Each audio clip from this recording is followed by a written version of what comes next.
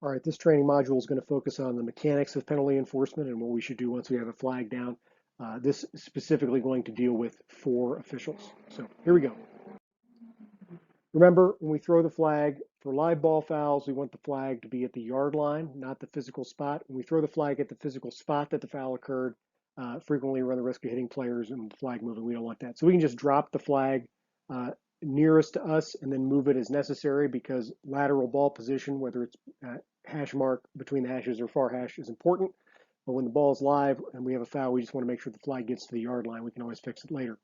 Fouls with no spot, whether those are dead ball fouls, simultaneous with the snap fouls, or fouls that are enforced, live ball fouls enforced as dead ball fouls, we just want that flag high in the air. No spot is not important. We just want to make sure everybody sees it.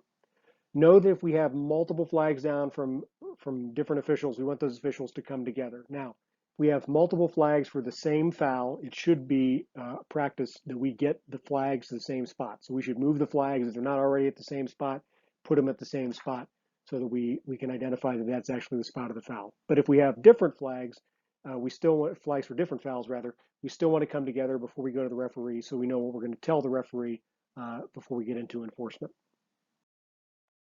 So if you're the calling official, and specifically, let's say you're the only flag down in this play, you want to make sure that when the play's over, we get the referee's attention with the whistle. Double toot, funny air in the whistle, some people say, so that the referee doesn't go ahead and move the pucks, the down box doesn't move. We want to make sure that everyone is aware that something unusual happened on this play, and we want to get everybody's attention so we don't miss anything.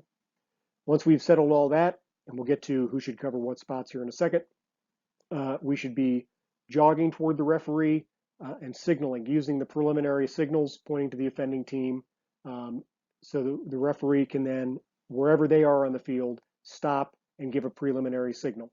That prelim by the referee should be for all of our fouls except for delay a game, encroachment, or false start.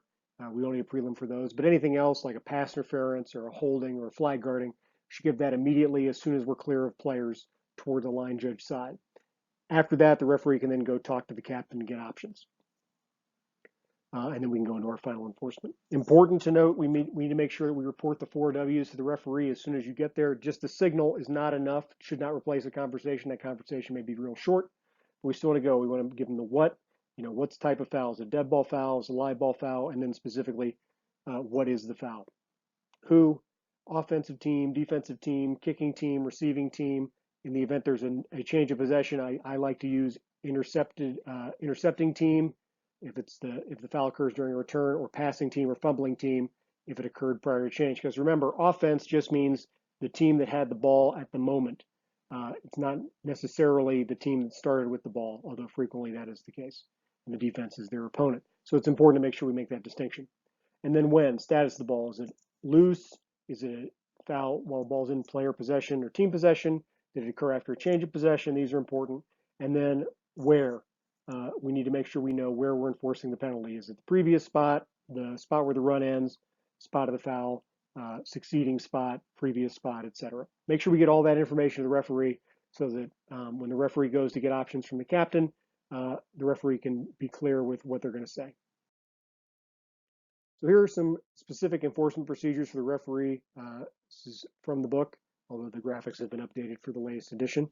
If we're in the last 2 minutes of the half, we make sure we stop the clock for the foul, and then the referee should give the preliminary signal and indicate the offending team. We'll then find the offended captain and give that captain options. Now, what's important here is that if penalty enforcement is obvious, we want to lead them. We want to do as much thinking for the team as possible. Frequently, if it's super obvious, like let's say we had defensive pass interference on an interception, I might say to a defensive or to an offensive captain, "You still want the ball, right?" Yeah, they're going to say yes to that. We'll take care of those things. Also, when I give options to teams, I like to tell them what it's going to be, not necessarily what the foul was. Like, hey, captain, would you like it to be 2nd and 5 or 1st and 15? If we had a holding foul or illegal contact foul against the offense on an incomplete pass, and it was 1st and 5, captain, do you want it 1st and 15, or do you want it to be 2nd and 5? Then the referee will go ahead and enforce the penalty. We'll talk about who else walks off as well. And then we'll repeat the signal. This is the final signal, and again indicate the offending team, and then give the number of the next down. And then if the ball's ready and all the officials are in their positions, we'll either chop it in or wind the clock, depending upon what the status of the clock should be and the game circumstance. So we should be going through all those steps every time, though we may be leading the captains into a decision, because frequently we understand the rules better than the players. It's likely that we know what they want.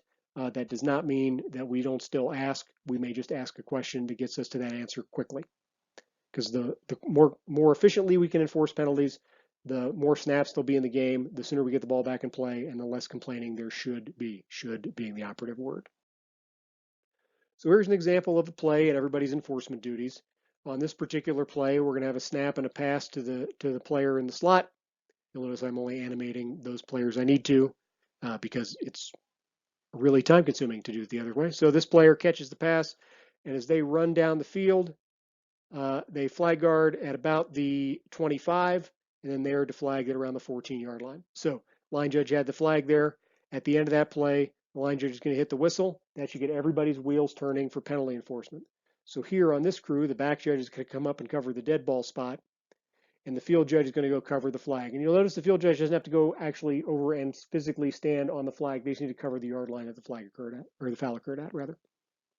So at this point, once those spots have been set, the line judge, while jogging to the referee, is going to give their preliminary signals so that the referee can immediately stop wherever they are, clear of players, and give that preliminary signal. They'll come together. This is when we talk about our 4 W's. In this place, I've got, if I'm the line judge, I'm telling the referee, hey, I have flag guarding against the offense. It's a live ball foul.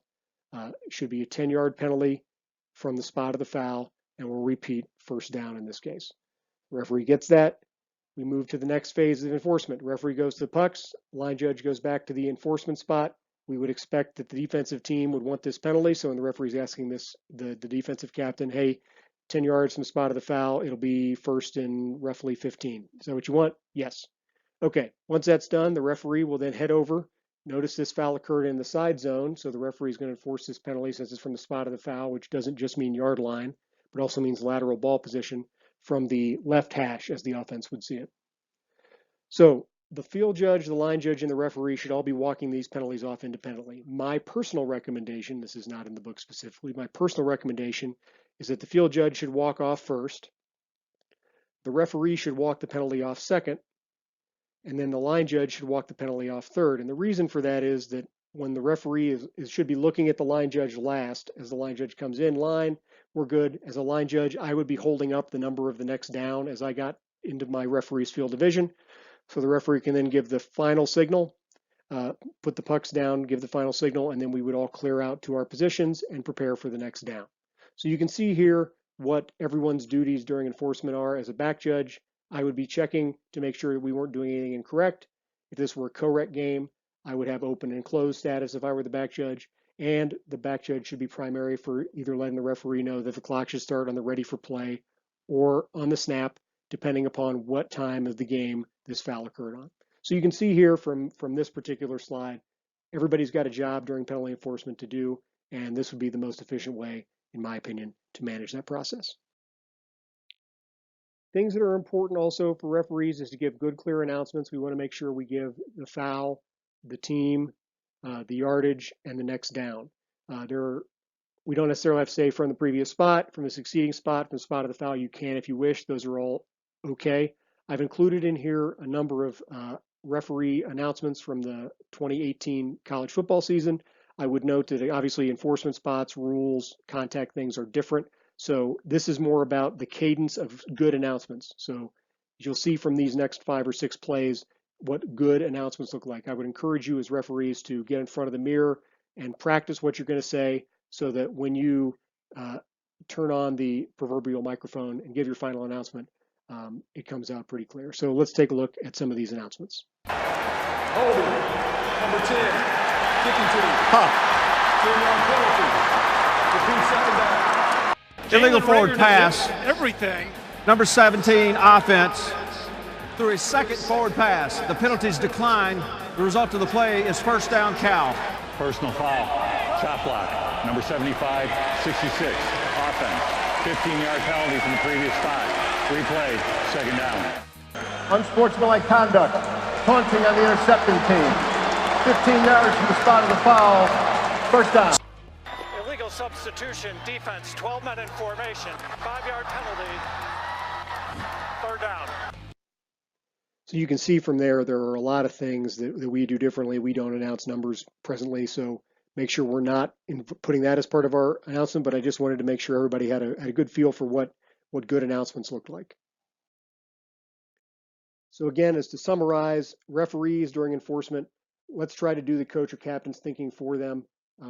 Don't ask a lot of confusing questions. There are frequently opportunities for us to speed the process up for them by just asking which result they would like. Not necessarily, do you want the flag guard, but more specifically, coach, do you want it to be 2nd and 5 or 1st and 20? Or whatever we're going to do that helps us move things forward. And then when we give our final announcements, referees, let's make sure they're clear and concise, short to the point, but providing as much information as we need to. Line judge, field judge, make sure we're walking the penalties off independently of the R. That helps cut down on errors when we walk off together. If one of us makes a mistake, maybe I don't think, oh, maybe that was how far we were supposed to go. Get in that habit of communicating. One of the things that I like to do is if I have a 5-yard penalty, I hold up 1 finger to check with everybody. If I have a 10-yard penalty, I hold up 2 fingers to check with everybody. If I have a half the distance enforcement, I usually chop my forearm up on my off arm so that everybody starts to know how far we should go as long as we're all matching. But then I will walk it off without looking at anybody else until I get to the final spot. We should have the referee, the line judge, and the field judge all in line when we complete an enforcement. Back judges, your responsibility again is to observe and double check enforcement. If it looks like somebody took an extra step or maybe we've gone too far or we went from the wrong spot, hit your whistle and fix it. We'd rather fix it during the enforcement than afterwards, but we still want to get the play right. Again, in a co-rec game, the back judge is primary on open and closed. And also should let everybody know when time is a factor, whether the clock should be going on the ready for play or the snap. Things that are special enforcements, if we have a foul on a scoring play, we know that those penalties generally are not going to want to be declined. Just know that we should then be communicating to the offended team if they would like that penalty to be enforced on the touchdown or the try. Obviously, there are a variety of compounding factors there, but those are the general ones. And again, half the distance, making sure we know when we've got a half the distance penalty so we don't go 10 yards from inside the 20 and we should only be going half the distance. The big key takeaway from penalty enforcement and a mechanics process is that enforcement is everyone's responsibility. If there is an error in enforcement, it is everyone's fault. It's not the fault of the referee. Anybody can fix it. We all should be on high alert during penalty enforcements to make sure that we don't have errors. I hope you found this module useful. If you have questions, don't hesitate to email us at nirsaflag@gmail.com or myself at nickbrigati@gmail.com. And you can see the website for other officials' resources for flag football that's available to everyone. I hope this was helpful. Have a great year.